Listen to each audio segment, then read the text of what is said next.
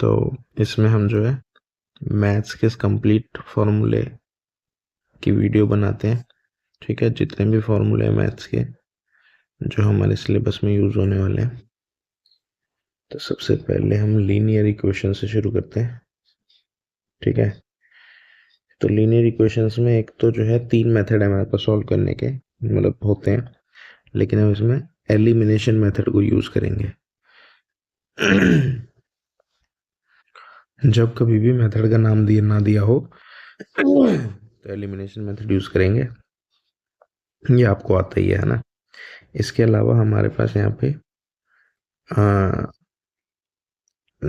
Types of graph हमें याद होना चाहिए। इसको हमें याद रखना होता है कि किस किस तरह के हमारे ग्राफ आते हैं ना। हमारे पास 3 कंडीशंस होती हैं, A1/A2 अगर हमारी 2 स्टैंडर्ड है, जैसे एक इक्वेशन है A1x + B1y + C1 = 0, दूसरी है A2x + B2y C2 = 0। तो A1/A2 is not equal to B1/B2, एक कंडीशन तो ये होती है। इसमें क्या होता है, तीसरे को देखना ही नहीं होता, तीसरा C1/C2 बराबर हो या ना हो कोई फर्क नहीं पड़ता। दूसरी है, इसमें ये दोनों बराबर होते हैं लेकिन ये तीसरे के बराबर नहीं होता, ठीक है। ये होता है हमारा नो सॉल्यूशन, ये होता है हमारा यूनिक सॉल्यूशन, और एक होता है जिसमें तीनों बराबर होते हैं, ये होता है इनफाइनाइट मैनी सॉल्यूशन, ठीक है। इसी को यूनिक को हम इंटरसेक्टिंग लाइंस भी बोलते हैं, इंटरसेक्टिंग लाइंस। नो सॉल्यूशन हमारा पैरेलल लाइन होती है, parallel lines. Infinite many solution हमारी कोइंसिडेंट लाइंस होती हैं, कोइंसिडेंट लाइंस मतलब एक के ऊपर एक, ठीक है। इसको कंसिस्टेंट पेयर ऑफ इक्वेशन भी बोलते हैं, कंसिस्टेंट पेयर ऑफ इक्वेशन। इसको इनकंसिस्टेंट बोलते हैं, इनकंसिस्टेंट पेयर ऑफ इक्वेशन, और इसको भी कंसिस्टेंट पेयर ऑफ इक्वेशन बोलते हैं, ठीक है। तो ये हमारा लीनियर इक्वेशन हुआ एक। इसके अलावा नेक्स्ट हम बात करें क्वाड्रेटिक इक्वेशंस की।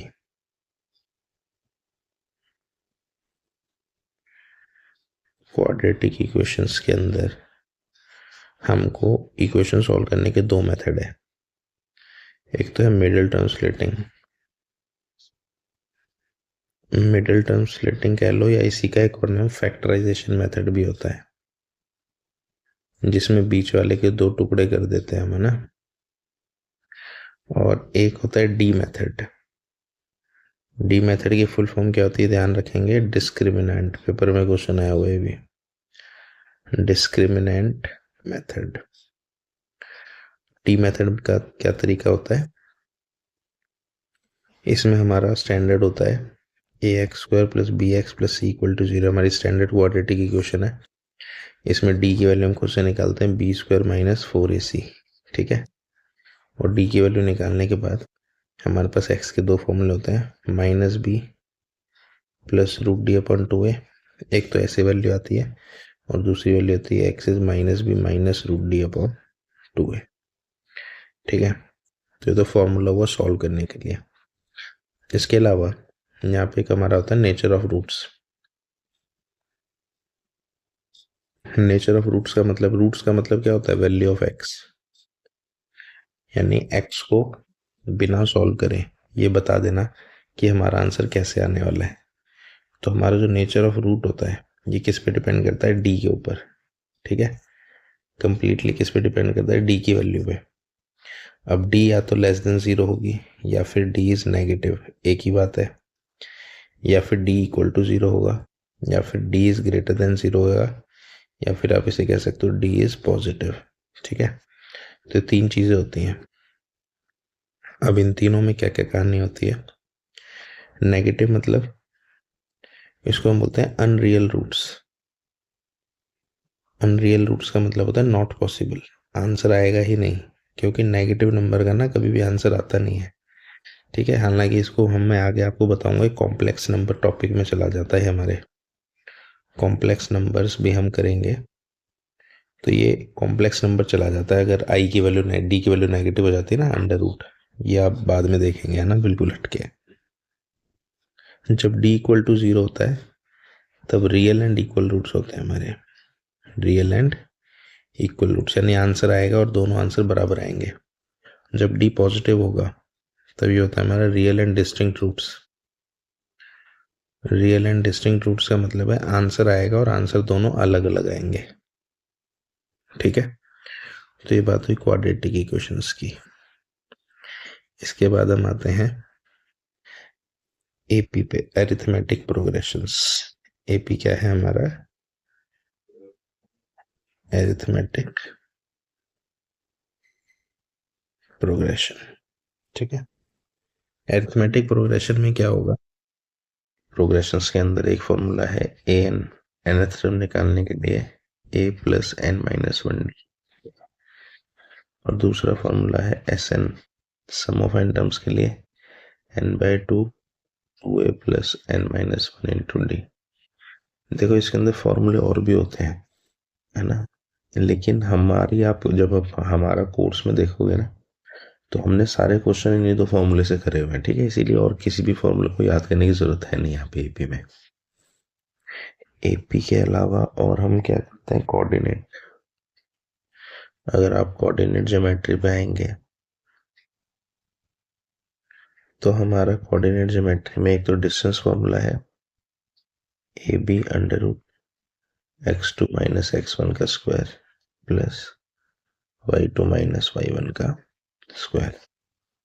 ये क्या होता है, किसी भी दो पॉइंट के बीच का डिस्टेंस निकालना है। अगर x1 y1 पॉइंट है, अगर x2 y2, हमेशा आगे वाला x होता है पीछे वाला y होता है, इसका नाम a और b है, तो इसका डिस्टेंस फॉर्मूला होता है ये। दूसरा है सेक्शन फॉर्मूला, इसको डिस्टेंस फॉर्मूला बोलते हैं, किसी भी दो पॉइंट के बीच में डिस्टेंस निकालने के लिए। सेकेंड हमारा है सेक्शन फॉर्मूला। सेक्शन फॉर्मूले में क्या होता है, अगर मानो दो पॉइंट है ए और बी, x1 y1 ये है और x2 y2 ये है। ठीक है, तो इनके बीच में कोई एक पॉइंट है सी एक्स y, अगर ये इनको m और n की रेशियो में डिवाइड करता है तो इसका फॉर्मूला हो जाता है, x का फॉर्मूला होता है mx2 प्लस nx1 और m प्लस n, और n का फॉर्मूला हो जाता है, ये x हो गया, और y का फॉर्मूला होता है my2 plus ny1 divide by m plus n। ठीक है, ये इधर उधर क्रॉस हो जाते हैं। इसके बाद तीसरा फॉर्मूला हम जो यूज करते हुए एरिया ऑफ ट्रायंगल। ठीक है, अगर हमको 3 पॉइंट दिए हो ट्रायंगल के ए बी सी, तो यहाँ पे ये x1 y1, यहाँ पे ये x2 y2, और यहाँ पे ये x3 y3। तो एरिया ऑफ ट्रायंगल का फॉर्मूला हो जाता है अंडर रूट x1, या नीचे लिख देता हूँ यहाँ पे स्पेस, एक लाइन में नहीं आ पाएगा। तो एरिया ऑफ ट्रायंगल निकाल का फॉर्मूला क्या है, under root x1 bracket y2 minus y3 plus x2 bracket y3 minus y1 plus x3 bracket y1 minus y2। ठीक है, तो ये फॉर्मूला 3, इसके अलावा किसी की जरूरत है नहीं हमें। एक हाँ, यहाँ पे मिड पॉइंट फॉर्मूला और होता है। एक मिड पॉइंट फॉर्मूला एक्चुअल में ना इसी का शॉर्ट वर्जन होता है सेक्शन फॉर्मूले का ही। इसी में अगर कोई मिड पॉइंट फॉर्मूला आ जाए तो मिड पॉइंट में x का फॉर्मूला हो जाता है x1 प्लस x2/2, और y का फॉर्मूला हो जाता है y1 प्लस y2/।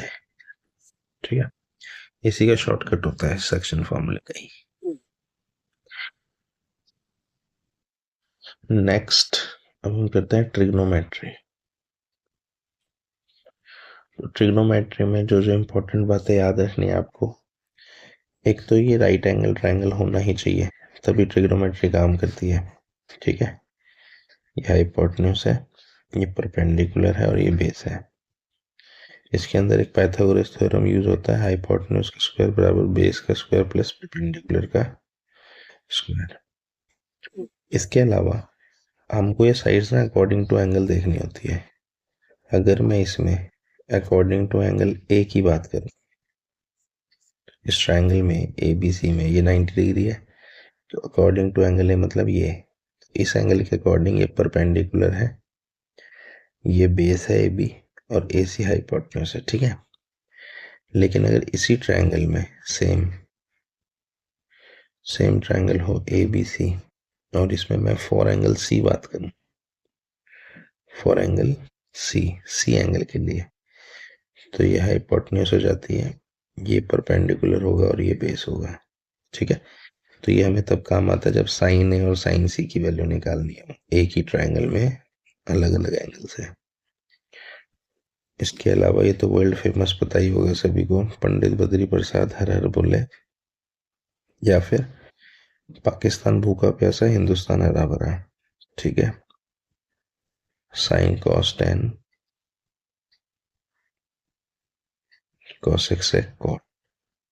ठीक है, तो इससे हम बनाते हैं, तो इसमें होता है कि साइन खुद में कुछ भी नहीं होता, साइन थीटा होगा हमेशा, इसके साथ अननोन एंगल। थीटा देख के घबराना नहीं है, थीटा मतलब एक ऐसा एंगल जिसकी वैल्यू हमें नहीं पता, ऐसे cos theta, tan theta, cosec theta, sec theta और कॉट थीटा। तो अगर मैं इसकी वैल्यू ऐसे करूँ तो साइन थीटा क्या हो जाता है, पी बाय एच यानी परपेंडिकुलर अपॉन हाइपोटेन्यूज, ये बी बाय एच यानी base upon hypotenuse, P by B यानी perpendicular upon base, H upon B मतलब hypotenuse upon perpendicular, H by B मतलब hypotenuse upon base, B by B मतलब base upon perpendicular. ठीक है, इसके अलावा जो ट्रिग्नोमेट्री में और क्वेश्चन ये सब क्या है ना, एक दूसरे का रेसिप्रोकल होता है, साइन और कोसेक, कॉस और सेक, टेन और कॉट। ठीक है, तो इसमें क्या होता है, जो साइन थीटा है ये होता है 1 अपॉन कोसेक थीटा, या फिर इसका उल्टा लिख लो, कोसेक थीटा क्या होता है 1 अपॉन साइन थीटा। ऐसे ही आ जाता है cos theta is 1 upon sec theta, या फिर सेक थीटा हो जाता है 1 अपॉन कॉस थीटा। इसके अलावा टेन थीटा हो जाता है 1 अपॉन कॉट थीटा, और कॉट थीटा हो जाता है 1 अपॉन टेन थीटा। ये तो रेसिप्रोकल हुआ।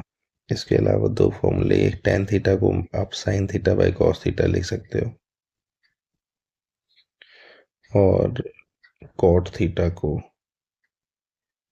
Cos theta by sine theta लिखा जा सकता है। ठीक है, इसके अलावा तीन फॉर्मूले और होते हैं हमारे आइडेंटिटी में, sine square theta plus cos square theta 1। ठीक है, साइन और कॉस हो गया, sec square theta minus tan square theta 1, और cosec square theta minus sec square theta, sorry cosec square theta minus cot square theta is equal to 1। अब इन्हें interchange करके ना अदला बदली करके तीन तीन बन जाते हैं ये, जिससे साइन स्क्वायर को 1 माइनस कॉस स्क्वायर थीटा भी लिख सकते हैं, या फिर यहाँ पे कॉस स्क्वायर थीटा को 1 माइनस साइन स्क्वायर थीटा लिख सकते हैं। ऐसे यहाँ पे हमारा ये सेक स्क्वायर थीटा जो है 1 प्लस टेन स्क्वायर थीटा हो सकता है, या फिर यहाँ से अगर मैं निकालूं टेन स्क्वायर थीटा जो है सेक स्क्वायर थीटा माइनस 1 हो सकता है। ऐसे यहाँ पे इसको हम कॉस स्क्वायर थीटा को 1 प्लस कॉट स्क्वायर थीटा भी लिख सकते हैं, या फिर यहीं से अगर मैं कॉट स्क्वायर थीटा का फॉर्मूला बनवाऊं तो इसको मैं कॉसेक स्क्वायर थीटा माइनस 1 लिख सकता हूँ। ठीक है ना, तो ये होते तीन है, इनसे 9 बन गई फर्दर। इसके अलावा ट्रिग्नोमेट्री में एक हमारा कॉम्प्लीमेंट्री एंगल वाले फॉर्मूले होते हैं। साइन 90 माइनस थीटा क्या होता है? कॉस थीटा होता है। कॉस 90 माइनस थीटा क्या होता है? Sine theta. ऐसे ही टेन 90 माइनस थीटा को आप कॉट थीटा लिख सकते हो, और कॉट 90 माइनस थीटा को हम टेन थीटा लिख सकते हैं। और सेक 90 माइनस थीटा को कोसेक थीटा लिखा जा सकता है, और कोसेक 90 माइनस थीटा को सेक थीटा लिखा जा सकता है। ठीक है। इसके अलावा आपको ट्रिग्नोमेट्री का टेबल आना चाहिए, सबसे important. 0 degree, 30 degree, 45 degree, 60 degree और 90 डिग्री। और यहाँ पे हमारी रेश हो जाएगी sine cos tan, cosec sec cot, cosec sec और कॉट। तो इसको याद करने का 0 1 1 √3 1 2 √2 2 पहली लाइन याद कर लो। वैसे अगर नहीं याद तो इसको भी याद करने का तरीका है 0 1 2 3 4 लिखो, सबको डिवाइड बाय 4 करो और सबको अंडर रूट। तो जब आप इसे सॉल्व करोगे तो यही आएगा। ठीक है। फिर पीछे से लिख दो, पीछे से 1 √3/2 1/√2 1/2 और 0। 10 में 0, इसको इससे डिवाइड कर दो, 0/1 0। 1/2 को डिवाइड करेंगे √3/2 से, तो 1/√3। ये डिवाइड करके 1, इसको डिवाइड करके √3 हो जाएगा नॉट डिफाइंड। नॉट डिफाइंड या फिर इन्फिनिटी एक ही बात होती है। ठीक है। जब भी 0 नीचे आएगा तो इन्फिनिटी होगा। कोसेक क्या है? साइन का उल्टा, तो 0 का उल्टा नॉट डिफाइंड, 1/2 का उल्टा 1/√2 का उल्टा √2, √3/2 का उल्टा 2/√3, 1 का उल्टा 1 ही रहेगा। सेक में क्या? इसी को पीछे से लिख दो, 1 2/√3 √2 2 डिफाइंड। कॉट क्या है? टेन का उल्टा है, 0 का उल्टा नॉट डिफाइंड। अच्छा, सेक को आप कॉस का उल्टा भी लिख सकते हो, एक ही बात है। 0 का उल्टा नॉट डिफाइंड, 1/√3 का उल्टा √3, 1 का उल्टा 1, √3 का उल्टा 1/√3, नॉट डिफाइंड का उल्टा 0।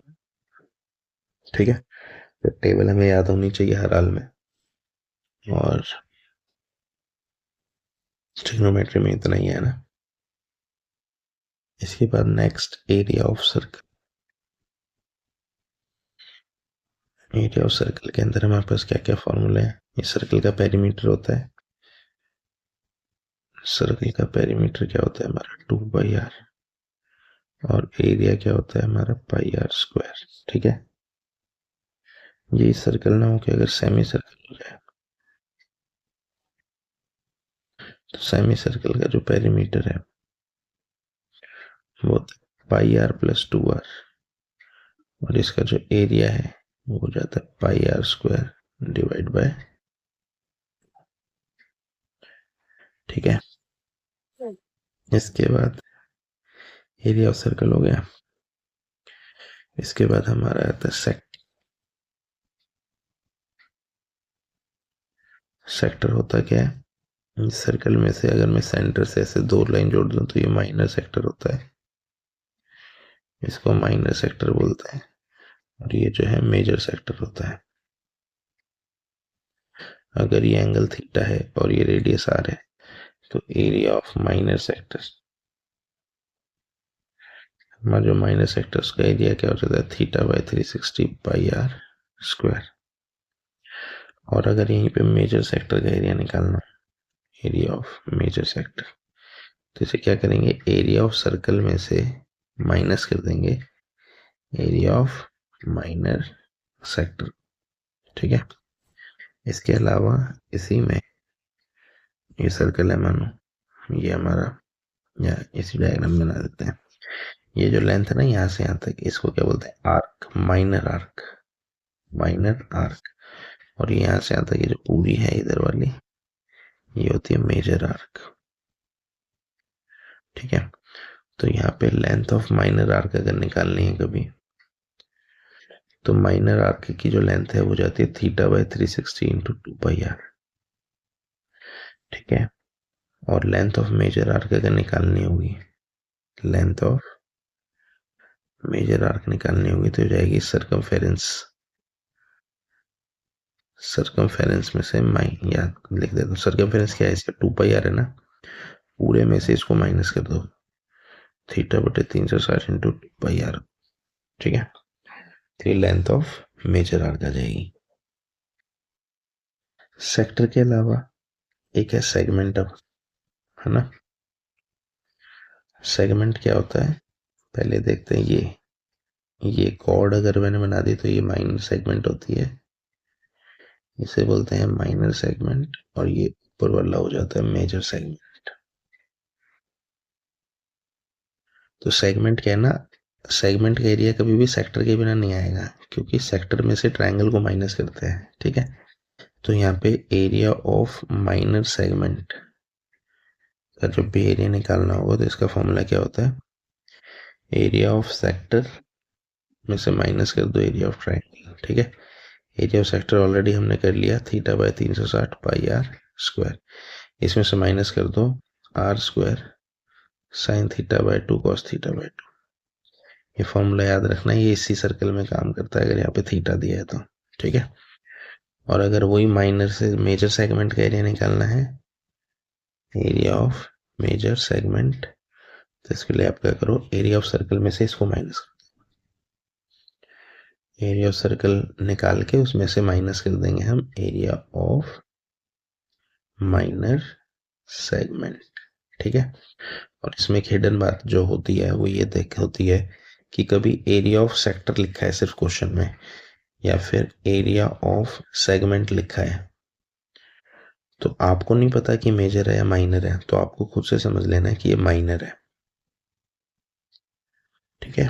अगर कुछ भी ना लिखा हो ना क्वेश्चन में, तो इसका मतलब ये कि इसका माइनर का पूछ रहा है, ठीक है। Next polynomial.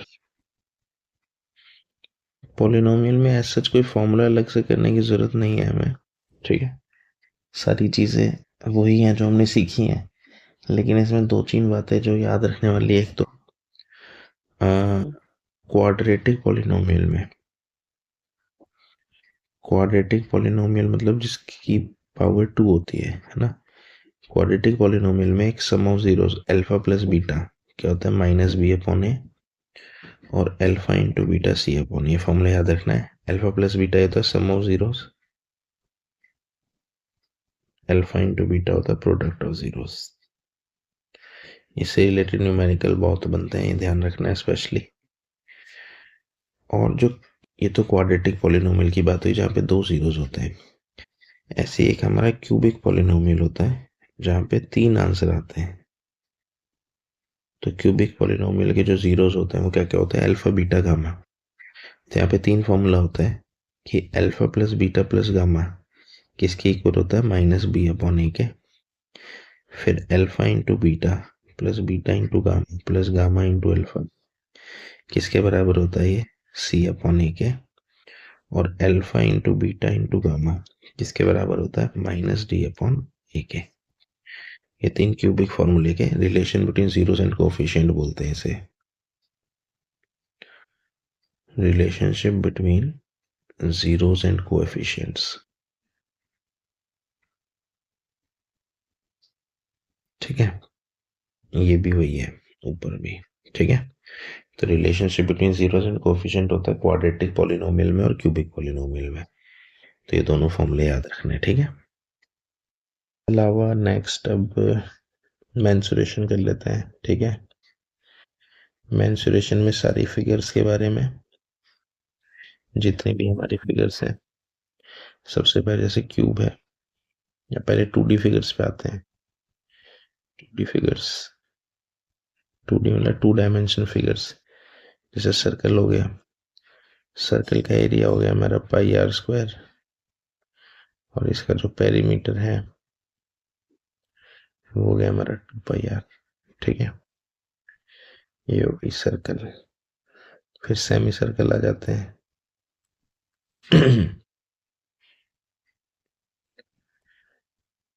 सेमी सर्कल का एरिया हमारा पाई आर स्क्वायर डिवाइड बाय 2 हो जाता है, और इसका जो पेरीमीटर होता है पाई आर प्लस 2 आर, ठीक है।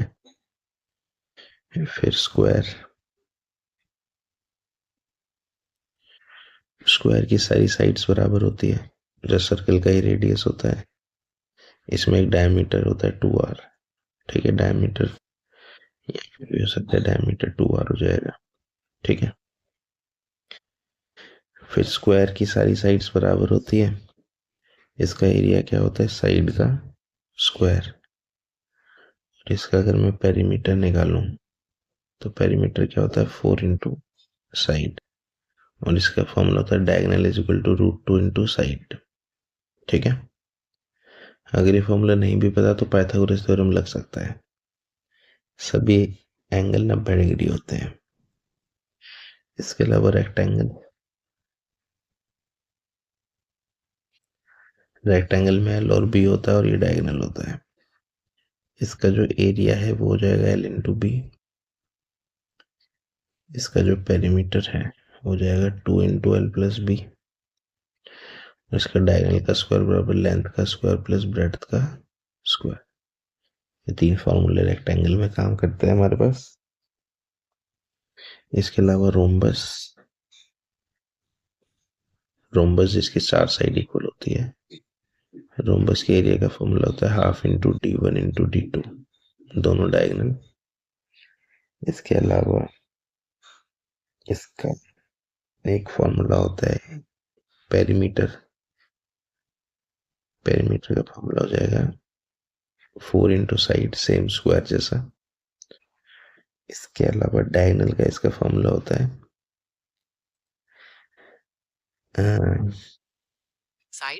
इसमें होता है डायगोनल 1 का स्क्वायर प्लस डायगोनल 2 का स्क्वायर बराबर 4 इंटू साइड का स्क्वायर, ठीक है। डायगोनल का रिलेशनशिप होता है ये रोम्बस में। इसके अलावा ट्रेपीजियम है एक, या पैरेललोग्राम। ये सभी पैरेललोग्राम है ही ध्यान रखिए ऑलरेडी। पैरेललोग्राम का एरिया जो होता है बराबर होता है बेस इंटू हाइट,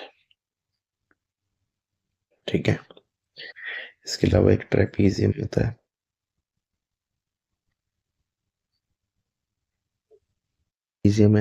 ट्रेपीजियम के एरिया का फॉर्मूला होता है half into sum of parallel sides multiply by height, या फिर इसी हाइट को डिस्टेंस बिटवीन देम भी लिख देते हैं, ठीक है।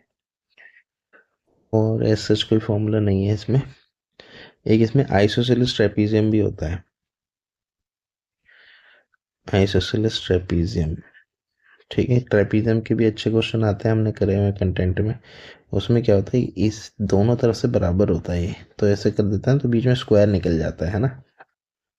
तो ट्रेपीजियम के इम्पोर्टेंट क्वेश्चन से हमने डाले हुए कंटेंट में, वो कर लेंगे, ठीक है। ट्रेपीजियम हो गया। इसके अलावा और कौन कौन सी फिगर्स हैं हमारी, एक याद आई थी मेरे को, ट्रायंगल। ये ट्रायंगल हो गया हमारा। ट्रायंगल का एरिया ऑफ ट्रायंगल हमारा half into base into height, या फिर अगर स्केलन हीरोन्स फॉर्मूला से करें तो area of triangle √s minus a, s minus B और s माइनस सी, जहाँ पे ए बी सी हमारी साइड्स होती हैं और s हमारा पेरीमीटर होता है, जो कैसे आता है a plus b plus c by 2 करके। s को हम क्या बोलते हैं, सेमी पेरीमीटर, ठीक है। और ट्रायंगल में अगर खास तौर पे इक्विलेटरल ट्रायंगल की बात करें, इक्विलेटरल ट्रायंगल जिसकी तीनों साइड बराबर होती है, तो इसका फॉर्मूला √3/4 इंटू साइड का स्क्वायर भी होता है, ठीक है। और इसका जो पेरीमीटर है इक्विलेटरल ट्रायंगल का, इसका पेरीमीटर हो जाता है हमारा 3 इंटू साइड, ठीक है।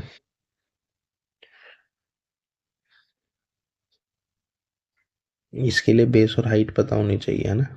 हाइट मतलब, हाइट क्या होती है, किसी भी फिगर में अगर हाइट है, हाइट का मतलब होता है 90 डिग्री एंगल बनाने वाली लाइन, ये बात याद रखेंगे। हाइट वही होती है जहाँ पे 90 डिग्री का एंगल होता है। अगर 90 डिग्री एंगल नहीं है तो हाइट भी नहीं है, ठीक है। इसके अलावा अब 2D फिगर्स हो गए, अब 3D फिगर्स पे आते हैं। ठीक है। 3D फिगर्स में सबसे पहले हमारे पास है क्यूब और क्यूबॉइड। एक साथ चला देते हैं क्यूब और क्यूबॉइड को, है ना। क्यूब और क्यूबॉइड क्योंकि दोनों लगभग लगभग एक जैसे ही हैं। क्यूब में क्या होता है, ये वो डाइस, है ना। क्यूबॉइड क्या होता है, जूते का डब्बा या मिठाई का डब्बा समझ लो। इसमें LBH होता है और इसमें सिर्फ साइड होती है। ठीक है। इसमें क्या क्या फिगर्स हैं वो देख लेते हैं क्यूब और क्यूबॉइड में। एक इनके वर्टेक्स मतलब किनारे, एक इनकी एज होती है, एक इनका फेस होता है। वर्टेक्स मतलब कितने किनारे हैं इनके, 8। एज मतलब लाइनें कितनी होती है इसमें, 12 12। फेस कितने होते हैं दोनों के, 6 6। इसके अलावा इसका LSA लेटरल सरफेस एरिया या फिर एरिया ऑफ 4 वॉल्स। क्यूब में क्या हो जाता है हमारा, 4 इंटू साइड का स्क्वायर। क्यूबॉइड में क्या हो जाता है, 2 bracket L plus B into H. ऐसे यहाँ पे TSA total surface area 6 into side का स्क्वायर, तो 2 bracket LB plus BH plus HL। यहाँ पे वॉल्यूम हो जाती है साइड का क्यूब और यहाँ हो जाती है LBH। ऐसी एरिया ऑफ टॉप या बॉटम, यहाँ पे हो जाता है साइड का स्क्वायर और यहाँ पे हो जाता है L इंटू बी। ठीक है। तो ये सारी फिगर्स में जो जो ज़रूरी फॉर्मूले हमारे। इसके अलावा नेक्स्ट हमारी फिगर आ जाती है सिलेंडर 2D में।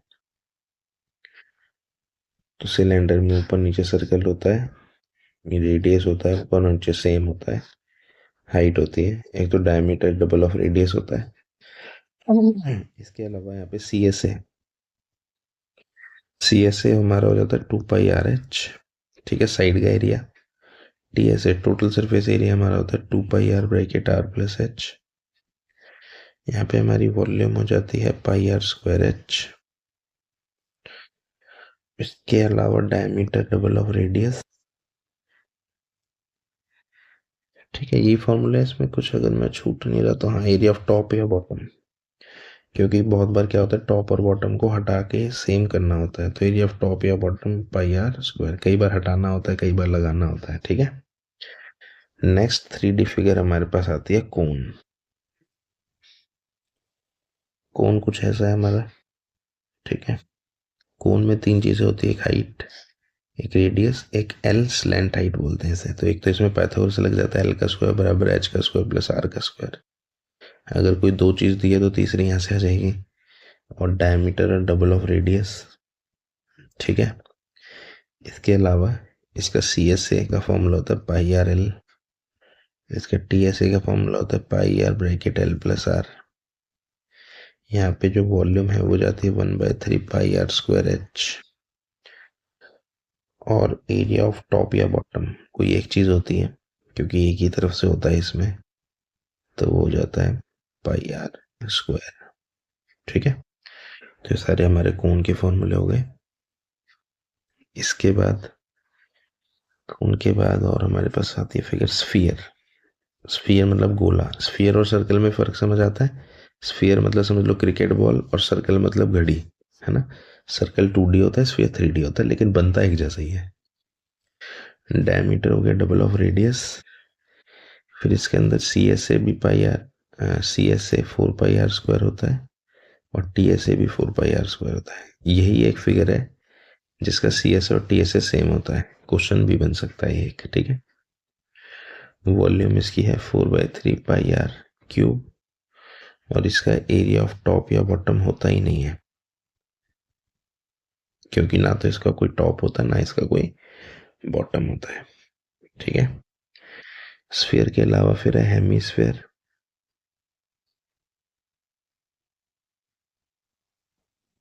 हेमीस्फीयर आधा कट गया, कटोरी समझ लो। तो इसकी रेडियस है, ये भी इसका रेडियस है।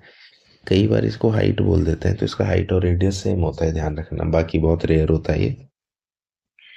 यहाँ पे भी डायमीटर का फॉर्मूला 2r होता है, सी एस से 2 पाई r² होता है यहाँ पे हमारा, और टी एस होता है 3 पाई r²। ठीक है, वॉल्यूम हमारी 2/3 पाई r³ और एरिया ऑफ टॉप या बॉटम दोनों में से कोई एक चीज होती है, क्या होता है, पाई r² होता है। ठीक है, इसके अलावा नेक्स्ट आएगा फ्रस्टम। नेक्स्ट फिगर हमारे पास क्या है, फ्रस्टम ऑफ अ कोन। इसे फ्रस्टम भी बोलते हैं, फिर फ्रस्टम ऑफ अ कोन भी। क्यों? क्योंकि ये कोन से ही कट के आता है, कोन है ना, इसको मैंने आपने ऐसे काट दिया, तो ये ऊपर कोन बच गया और नीचे जो फिगर बची तो ये फ्रस्टम बची, नीचे वाली है ना। तो ये फ्रस्टम में जो है क्या होता है, फिर से बना लेते हैं, एक बार बड़ा बनाते हैं थोड़ा सा। तो फ्रस्टम में क्या होता है, ऊपर और नीचे के सर्कल अलग अलग होते हैं, इसीलिए दोनों का रेडियस r1 और r2 लिखते हैं। एक हाइट होती है, एक स्लैंट हाइट होती है। इसमें जनरली हम r1 r बड़े वाले को लिखते हैं, दोनों रेडियस में से कोई ना कोई बड़ा होगा ना, तो हम बड़े वाले को क्या लिखते हैं, r1 लिखते हैं। तो इसमें जो जो फॉर्मूले हमारे फ्रस्टम में चलते हैं, क्या होता है, एक तो l² बराबर h² plus r1 minus r2 का स्क्वायर। ठीक है, कोन के जैसे ही होते हैं लगभग लगभग ये फॉर्मूले। इसका सी एस होता है pi bracket r1 plus r2 into L.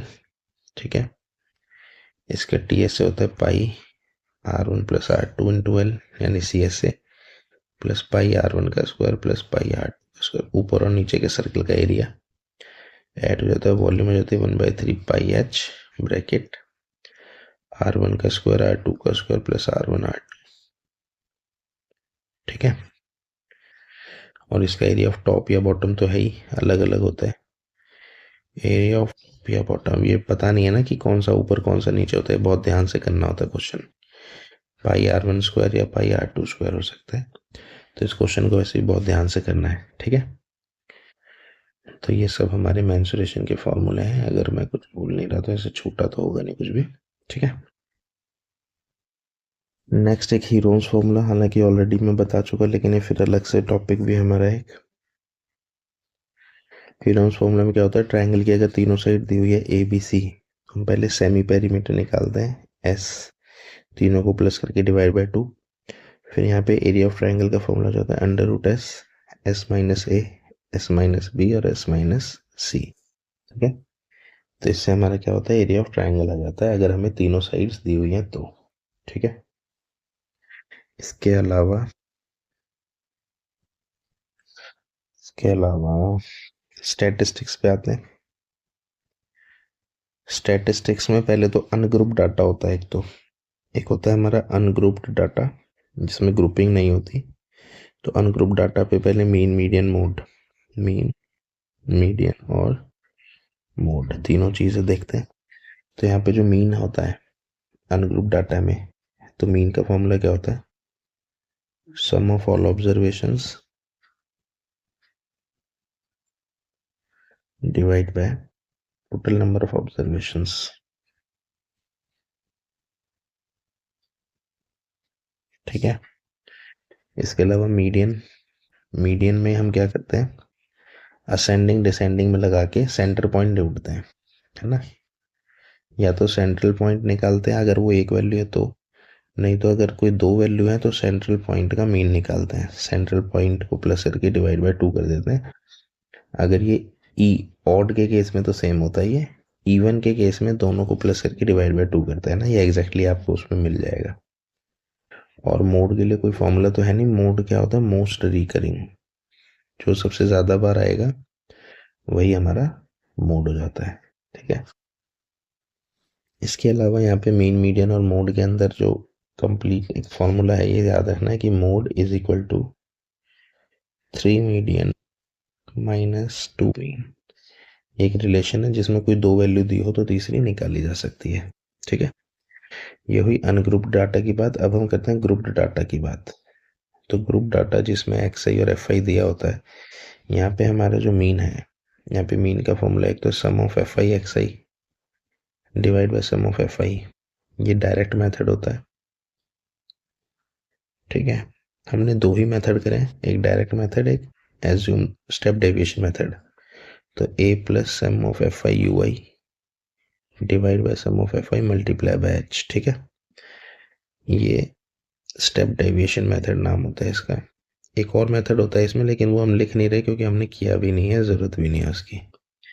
तो मीन के यहाँ पे दो फॉर्मूला ग्रुप डाटा में। ठीक है, इसके अलावा मीडियन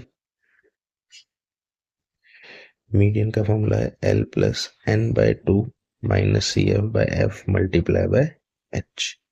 ये हमारा मीडियन का फॉर्मूला है। और हमारा मोड का फॉर्मूला हमारा आ जाता है L plus F one minus F zero two F one minus F zero minus F two multiply by H. ठीक है, तो ये ग्रुप डाटा में सारे फॉर्मूले हो गए, या ग्रुप डाटा के फॉर्मूले हो गए स्टैटिस्टिक्स के। इसके अलावा नेक्स्ट प्रोबेबिलिटी। तो प्रोबेबिलिटी में एक तो किसी भी चीज की जो प्रोबेबिलिटी होती है वो एक से छोटी होगी या जीरो से बड़ी होगी, यानी जीरो से एक के बीच में इसकी वैल्यू होती है, जीरो से एक, है ना।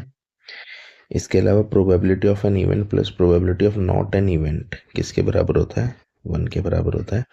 और प्रोबेबिलिटी ऑफ एन इवेंट का फॉर्मूला क्या होता है, नंबर ऑफ फेवरेबल इवेंट ऊपर आते हैं हमारे divide by total number of events नीचे चले जाते हैं। ठीक है, बाकी यहाँ पे जब एक कॉइन को टॉस करते हैं तो उसके जो आउटकम्स होते हैं तो 2 की पावर n फॉर्मूला होता है, डाइस के आउटकम्स का फॉर्मूला 6 की पावर n होता है। तो अब लाइंस एंड एंगल्स में करते हैं कुछ। लाइंस एंड एंगल्स में हमको क्या क्या चीज़ें जो फॉर्मूले के जैसा याद रखना है। जब ये दो लाइन होती है ये हमारा एंगल हो जाता है, 1 2 3 4 नाम दे दिया ऐसे, ये 5 6 7 8 हो गए। यहाँ पे एंगल 1 और एंगल 3, एंगल 2 और एंगल 4, एंगल 5 और एंगल 7, एंगल 6 और एंगल 8, ये हमारे क्या हो जाते हैं वर्टिकली अपोजिट एंगल्स। ठीक है, ऐसे ही एंगल 1 प्लस एंगल 5 180 डिग्री हो जाता है। ठीक है, और एंगल 4 और एंगल 6 180 डिग्री होता है प्लस करके, ये क्या हो जाता है कॉरस्पॉन्डिंग इंटीरियर एंगल्स होते हैं। ठीक है, इसके बाद एंगल 4 बराबर एंगल 5 होता है और एंगल 1 बराबर एंगल 6 होता है, 4 और 5 बराबर हो जाते हैं। ठीक है, क्यों, ये Z बन रहा है ना, तो ये होता है अल्टरनेट इंटीरियर एंगल्स। ठीक है, इसके अलावा एंगल 2 और एंगल 5 बराबर है, एंगल 3 और एंगल 6 बराबर है, एंगल 1 और 8 बराबर है, एंगल 4 और एंगल 7 बराबर है। ये क्या होते हैं कॉरस्पॉन्डिंग एंगल्स होते हैं। ठीक है, इसके अलावा एक प्रॉपर्टी है स्ट्रेट लाइन पे मानो कितने भी एंगल बने, जैसे ये स्ट्रेट लाइन पे जितने भी एंगल बनते हैं ये वाला पूरा एंगल क्या होता है 180 डिग्री होता है। अब इसमें ये अकेला हो या इसके दो टुकड़े हो जाए 1 और 2 तो एंगल 1 प्लस एंगल 2 180 डिग्री होता है। अगर इसके तीन हिस्से हो गए 1 2 3 तो एंगल 1 एंगल 2 और एंगल 3 को प्लस करके भी 180 डिग्री बनता है। ठीक है ये हो गया। इसके अलावा फिर हमारे पास ट्रायंगल की कुछ प्रॉपर्टीज हैं। ठीक है, ट्रायंगल में जैसे मीडियन होती है, ए बी सी ट्रायंगल है, अगर ये M A M is median, जब ये मीडियन होती है तो क्या होता है बी एम बराबर एम सी होता है, एम इज मिड पॉइंट होता है। ठीक है, ट्रायंगल ए बी एम का area of triangle A B M बराबर होता है area of triangle A M C. यानी ये मीडियन जो होती है ना, मीडियन ट्रायंगल के दो टुकड़े कर देती है बराबर बराबर, ये दोनों बराबर होते हैं। ठीक है, तो ये मीडियन की प्रॉपर्टी हो गई ट्रायंगल में। इसके अलावा एक होता है हमारा बीपीटी, बेसिक प्रोपोर्शनैलिटी थ्योरम बोलते हैं इसे, बीपीटी शॉर्ट में। ये होता है बेसिक प्रोपोर्शनैलिटी थ्योरम। ठीक है, तो बेसिक प्रोपोर्शनैलिटी थ्योरम में क्या होता है, जैसे ट्रायंगल है ए बी सी, इसके अंदर एक लाइन है M N, if M N is parallel to B C, अगर एम एन बी सी के पैरेलल है ना, तो क्या होता है A M upon M B बराबर A N upon N C. फिर ये किसी भी रेशो में हो सकता है, जरूरी नहीं है ये दिस अपॉन ये, इसको ना ऐसे लिख लो एक्स वाई जेड एम मानो, तो एक्स अपॉन वाई बराबर जेड अपॉन एम भी हो सकता है, ठीक है। ये वाई अपॉन एक्स बराबर एम अपॉन जेड भी हो सकता है किसी भी रेशो में, लेकिन बस ध्यान रखना होता है कि जिस तरीके से लेफ्ट किया है उसी तरीके से राइट का करते हैं, ठीक है। तो बीपीटी हो गया। बीपीटी का ही थोड़ा सा एक्सटेंडेड फॉर्म हो जाता है mid point theorem. Mid point theorem भी बेसिक बीपीटी का थोड़ा सा एक्सटेंशन होता है। इसमें होता क्या है कि अगर एबीसी में अब की बार क्या है एम एन जो है पैरेलल है बीसी के and M is mid point, और एम अगर मिड पॉइंट है, ये पैरेलल, पहले में क्या था सिर्फ पैरेलल थी, अब की बार पैरेलल के साथ मिड पॉइंट भी हो जाए, तब अगर ये है तो क्या होता है, तब हम बोलते हैं then N is also mid point, N भी मिड पॉइंट है, ठीक है। और जो एम एन है, एम एन जो है हाफ ऑफ बी सी हो जाती है, एम एन क्या हो जाता है हाफ ऑफ बी सी हो जाती है, ठीक है। तो इसमें ना कई तरीके से होता है ये। इसी ट्राइंगल में अगर मानो ए बी सी है और इसमें एम और एन दोनों मिड पॉइंट है, आपकी बार M and N are mid point, दोनों अगर मिड पॉइंट है, ठीक है, तब क्या होता है कि एम एन पैरेलल हो जाती है बीसी के और एम एन जो है हाफ हो जाती है बीसी का, ठीक है। तो कई तरीके से आता है ये। के अलावा सिमिलैरिटी का एक फॉर्मूला होता है, अगर दो ट्रायंगल सिमिलर है, सपोज ए बी सी और डी ई एफ, अगर ये दोनों ट्रायंगल सिमिलर है तो area of triangle A B C upon area of triangle D E F, ये कब होता है if triangle A B C is similar to triangle D E F. तो ये क्या हो जाता है A B upon D E का square, B C upon E F का square, A C upon D F का स्क्वायर, या फिर perimeter of triangle A B C by perimeter of triangle D E F का square. किसी के भी बराबर होता है, मीडियन के भी होता है, median of A B C by median of D E F का स्क्वायर, ठीक है। तो इसके ऊपर काफी क्वेश्चंस हमने किए भी है। इसके अलावा पाइथागोरस थ्योरम, जो ट्रायंगल है तो हो गई, हाइपोटेन्यूज का स्क्वायर बराबर बेस का स्क्वायर प्लस परपेंडिकुलर का स्क्वायर, ठीक है। सिमिलर ट्रायंगल में ये होता है, और कॉन्ग्रुएंट ट्रायंगल में तो एरिया बराबर ही होता है। अगर दो ट्रायंगल कॉन्ग्रुएंट है ना, तो कॉन्ग्रुएंट का सिंबल ये होता है ए बी सी और डी एफ। तो कॉन्ग्रुएंट सिमिलर में ये होता है, कॉन्ग्रुएंट में इक्वल टू भी लगा होता है। तो कॉन्ग्रुएंट का मतलब होता है एक कॉपी, इसीलिए इसमें एरिया बराबर होता है दोनों का, ठीक है। जबकि इसमें जो है साइड की रेशियो के स्क्वायर के बराबर होता है, ठीक है। ये बेसिकली मेन चीजें जो हमने ट्रायंगल में करी है, और ये सब तो आपको पता होनी ही चाहिए, ठीक है। इसके अलावा नेक्स्ट सर्कल, सर्कल में जो जो प्रॉपर्टीज हमने करनी है, एक तो ये कि सर्कल में जब एक सेंटर पे कोई आर्क एंगल बनाए और किसी और जगह बनाए, तो ये अगर थीटा है तो ये थीटा बाय 2 होता है, आधा होता है, सेंटर पे डबल होता है, ठीक है। और अगर एक आर्क दो जगह सेम सा एंगल बनाए तो ये दोनों सेम होते हैं। सर्कल की एक प्रॉपर्टी तो ये है। दूसरी प्रॉपर्टी, सर्कल में कॉर्ड है एक, और अगर सेंटर से कोई परपेंडिकुलर आता है तो इसके दो बराबर टुकड़े कर देता है, ठीक है।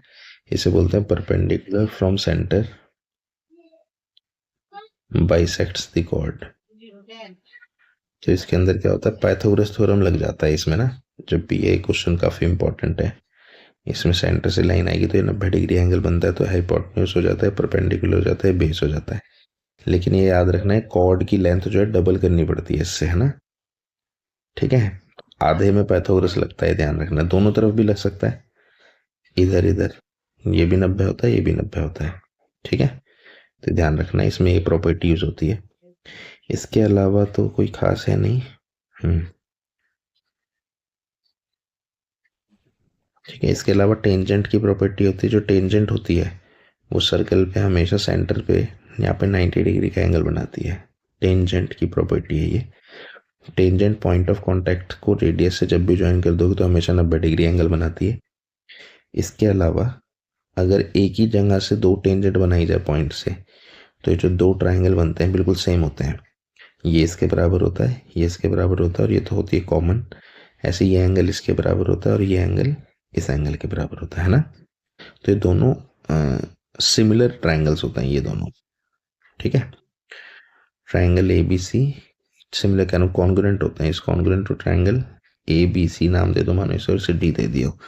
तो ए बी सी और ए बी डी बिल्कुल कॉन्ग्रुएंट होते हैं, बिल्कुल सेम होता है सब कुछ इन दोनों में। इसके अलावा या इसे ये भी कह सकते हो कि इन दोनों एंगल ये 1 और 2 है ना, अगर ये टेंजेंट है तो एंगल 1 प्लस एंगल 2 क्या होता है, 180 डिग्री होता है, ठीक है। सर्कल की मेनली हमें यही प्रॉपर्टीज पता होनी चाहिए, तो हमने सारे क्वेश्चंस करे हुए हैं इससे रिलेटेड, ठीक है। तो ये कंप्लीट फॉर्मूला है। इसके अलावा सेट्स के अंदर जैसे ये हमारे दो सेट होते हैं ए और बी, और ये यूनिवर्सल सेट है। तो इसमें ए डैश तो होता है U minus A, B dash होता है यू माइनस बी। इसके अलावा ए यूनियन बी नॉट हो जाता है ए नॉट इंटरसेक्शन बी, और ए इंटरसेक्शन बी नॉट होता है ए नॉट यूनियन बी नॉट, ठीक है।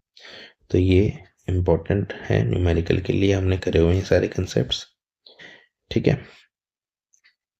तो ये हमारे कंप्लीट फॉर्मूला हो गए, और प्रैक्टिस करते रहें, हम तो हैं ही आपके साथ, ठीक है। नीचे कर लेते हैं। एक फॉर्मूला होता है कि LCM into HCF is equal to product of two numbers होता है, ठीक है।